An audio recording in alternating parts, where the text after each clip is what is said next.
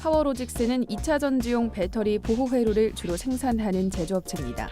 스마트 모듈 사업의 경우 삼성 SDI, LG화학 등 대형 고객사에 주로 공급하고 카메라 모듈 사업의 경우 메가급 모듈 생산 및 개발 기술을 자체 보유하면서 삼성전자 등 메이저급 거래처를 확보했습니다.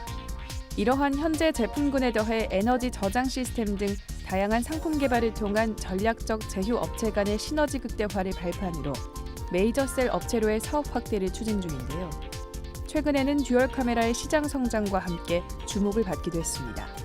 이 종목 지금 분석합니다. 네, 오늘의 첫 번째 종목입니다. 파워로직스 두 분의 매매 의견 확인해보죠. 하나, 둘, 셋. 네, 뭐 항상 이렇게 시작하네요. 첫 종목은.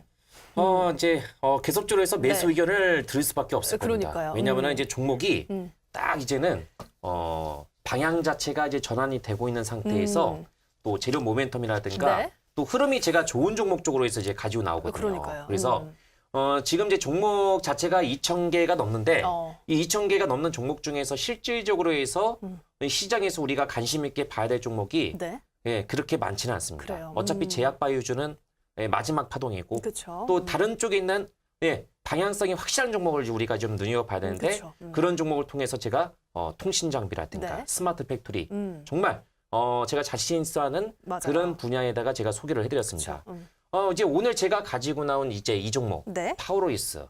정말 안정적이고 튼실한 회사입니다. 네. 나름대로의 단점이 또 있어요. 그래요. 단점이 있는데 우선적으로 해서 이 회사 같은 경우는 이제 사진을 통해서 제가 한번 이제 보여드리면은 네. 사진을 통해서 한번 이제 보여드리겠습니다. 자, 보이시죠?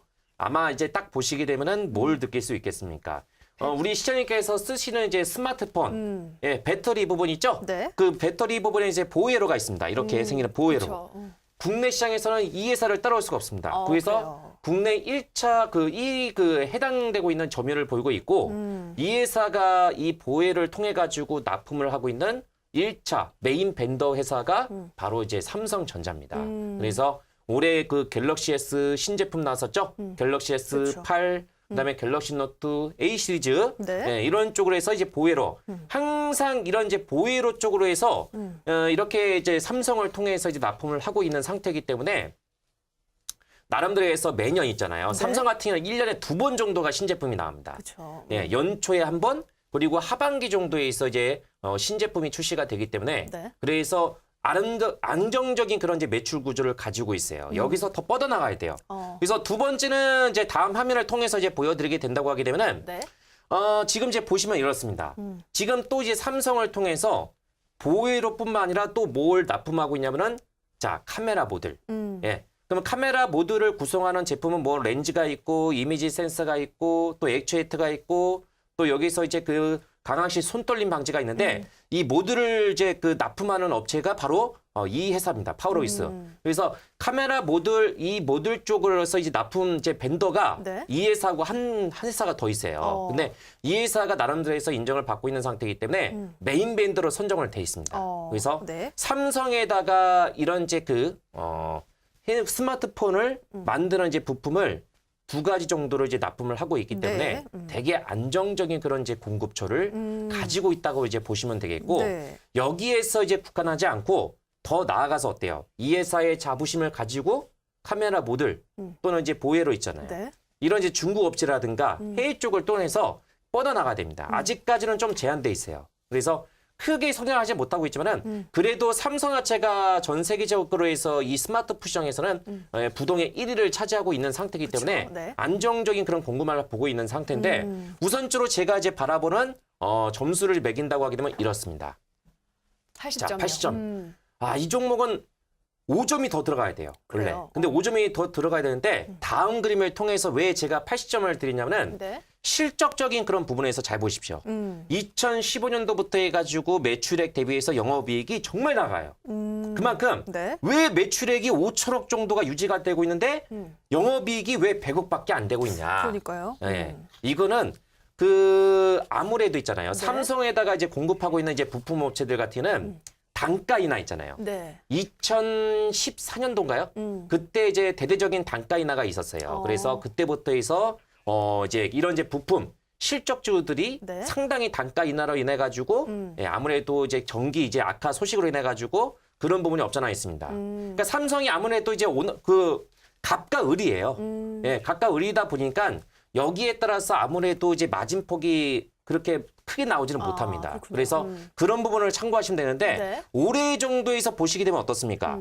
예, 사상 최대 실적이 나왔어요. 네. 지금 3분기 만에 영업이익이 전년도 대비해서 갈아쳤죠. 그렇죠. 예, 매출액도 마찬가지입니다. 올해 예상의 매출 자체가 6,500억. 네. 여기에 따라서 영업이익이 200억 정도가 나오고 있어요. 그래서 저는 좀 기대를 하고 있는 것이 뭐냐면은 이 회사가 지금 단순하게 보호 배터리 이자 있죠. 네. 2차전지 보호 배터리 그리고 또 카메라 모듈 여기에서 지금 추가적으로 해서 신성장 동력으로 뽑고 있는 것이 차량용 카메라 모듈 쪽입니다. 그래요.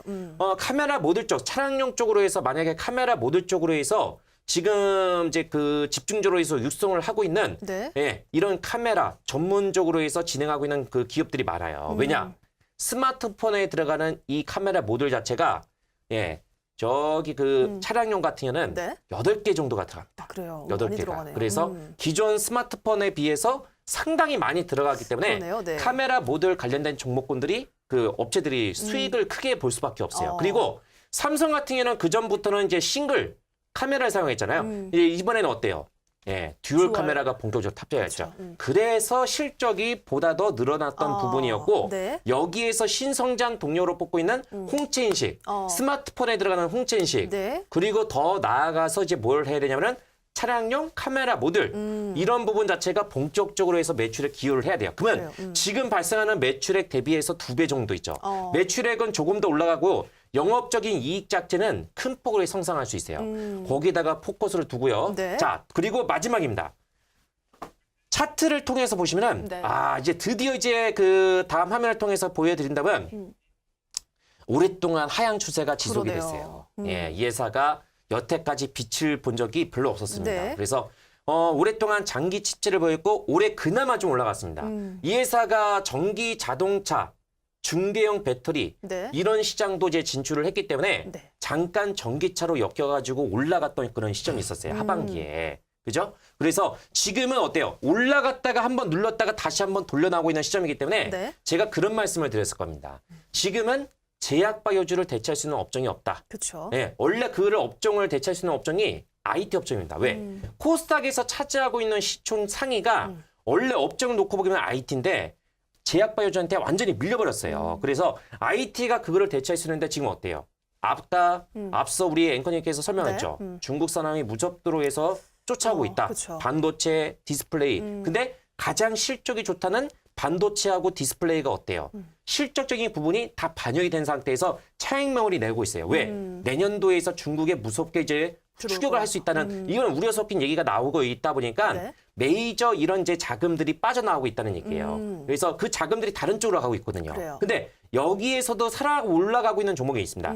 그 중에 하나가 바로 이 종목이고 왜냐하면 이 종목은 IT 스마트폰 부품주 내뿐만 아니라 네. 다른 쪽에서 엮일 수 있는 부분이기 때문에 완벽하게 지금 하향 추세 이탈하고 그다음에 완벽하게 지금 정별 추세 전환이 되고 있는 시점이기 때문에 네. 이제부터는 파워로이스는 중장기적인 관점에서 네. 예, 이제부터는 관심 있게 예, 분할 매수 관점으로 봐야 된다. 네. 그래서 이 종목 오늘 제가 이제 가지고 나왔습니다. 알겠습니다. 네, TBS 전문가님 이 종목 휴대폰 배터리 보호 회로에서 세계 1위 업체고 뿐만 아니라 카메라 모듈에서도 인정을 받은 기업이다라고 하셨습니다. 납품 업체가 삼성전자의 만큼 안정적인 기업인데 또 신산업인 차량용 카메라 모듈과 또 홍채 인식에서 앞으로 더 큰 수익을 기대해 볼 수 있기 때문에 좋은 종목이다라고 하셨는데요. 지금 주가도 봤을 때 오랫동안 하향 추세를 나타냈고 이제 앞으로 상승 전환할 그런 시점이 다가왔다라고 하셨으니까요. 이 부분 참고하시고요. 네, 강태공 전문가님 또 어떤 의견이신가요?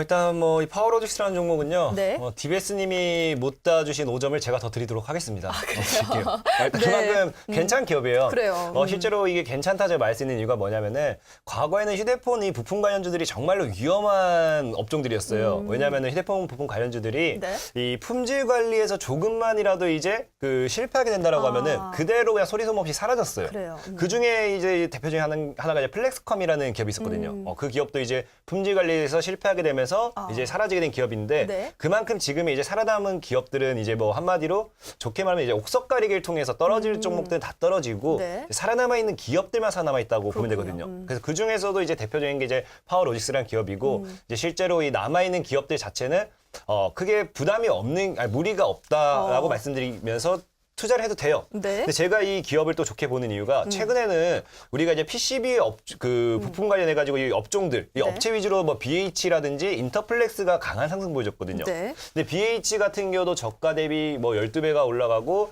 뭐 인터플렉스도 한 8배 정도 상승해 줬는데 이제는 이 PCB 업체 위주의 종목들이 아니라 네. 다른 업종들이 올라가게 될 거예요. 그게 뭐냐고 봤을 때 제가 봐도 이 듀얼 카메라 관련한 카메라 관련 업종들이에요. 그래서 이거를 제가 왜 얘기하느냐? 이제 아까 뭐 디베스님이 앞에서도 얘기했다시피 이제 생체 인식 같은 것도 이제는 추가적으로 이제 계속해서 보급이 되고 탑재가 되잖아요. 네, 그쵸. 그럼 이 듀얼 카메라는 어쩔 수 없이 이게 지금 상용화가 될 수밖에 없어요. 일반화가 돼야 되고 듀얼 카메라가 모든 이제 핸드폰에 들어가야 돼요.